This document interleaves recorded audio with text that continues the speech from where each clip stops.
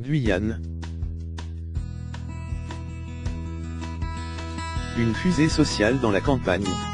La crise guyanaise qui s'invite dans la campagne, comme celle des Antilles en 2009, ne peut surprendre que ceux qui ne veulent rien savoir, depuis des décennies, de ce département, 3 fois grand comme la Bretagne et moins peuplé que l'Ardèche.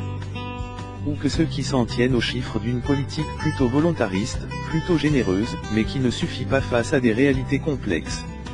On ne peut pas dire que la métropole ne s'intéresse à la Guyane qu'en temps de campagne. Les budgets ont été augmentés. Des lois ont été votées qui ont permis de calmer les prix de certains produits de grande consommation.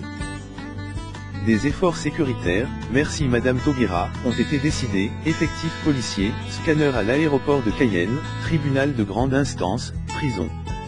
Comment se fait-il, alors, que ce paradis végétal et animal, que cet écrin de nature entre les bras du Maroni et l'Oyapock soit un enfer pour un nombre croissant de ses habitants? Comment expliquer que cette tête de pont de la France et de l'Europe en Amérique latine soit à la fois un symbole de technologie, Arianespace, et un territoire lanceur de fusées sociales? La Guyane est un produit de l'histoire, ses voisins, le Guyana et le Suriname, ont emprunté la voie de l'indépendance, de la géographie et de la politique, où les moyennes n'ont aucun sens. Du temps et de l'argent.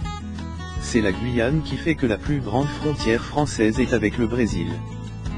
En y ajoutant les autres voisins, ce sont près de 2000 km, noyés dans la forêt ou franchissables d'un coup de pirogue, qu'il faudrait surveiller.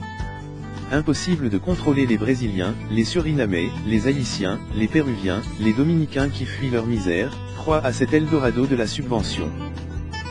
Et se joue de barrages si faciles à contourner.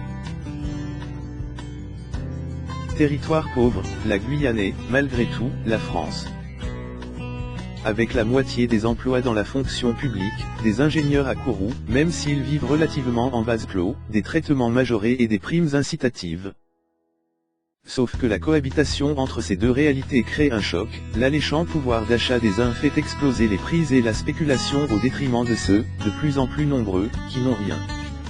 À l'immigration s'ajoute une démographie galopante, 10,000 habitants de plus par an, près de la moitié de la population sous les 20 ans, un Guyanais sur 4 sans travail.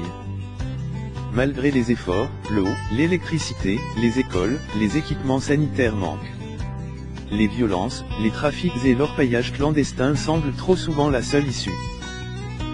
Avec des coûts à l'européenne, dans un tout petit marché tiers-mondisé, investir, produire et vendre relève de la gageure. Même en versant assez de millions d'euros pour débloquer les barrages et le pas de tir de Kourou, sauver la Guyane demandera beaucoup de temps et d'argent. Et d'imagination pour soulager la dépense publique.